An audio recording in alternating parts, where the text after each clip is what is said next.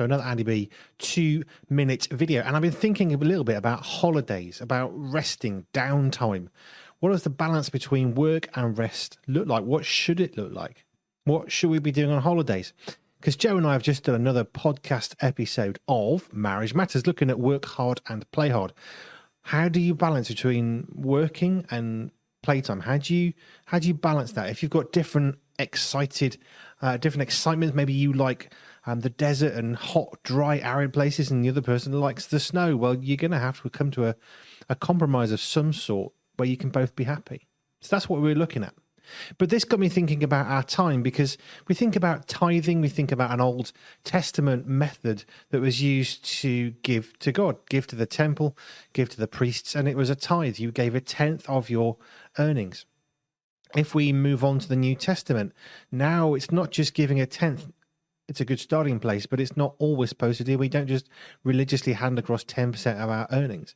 Now we need to give of who we are and give generously, says the Bible.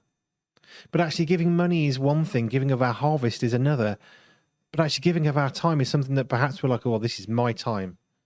Maybe you've got a couple of weeks holiday coming up, but that's my time. I work very hard. This is my time. Why would I tithe that to God? Why would I give some of this to God? But actually the purpose and the whole point of New Testament giving, which doesn't delete tithing as bad or irrelevant, but it kind of, it's the completion of it after Jesus came. Well, that's not about giving 1/10. It's about giving of yourself. And actually giving of yourself isn't just stuff and money. It's also your time. So do you give your time to church, or do you take your 2-week holiday and think, I'm going to give my 2-week holiday to God because I've only got that holiday because of health, because God's given me a job which entitles me to a holiday? Would you use that for God?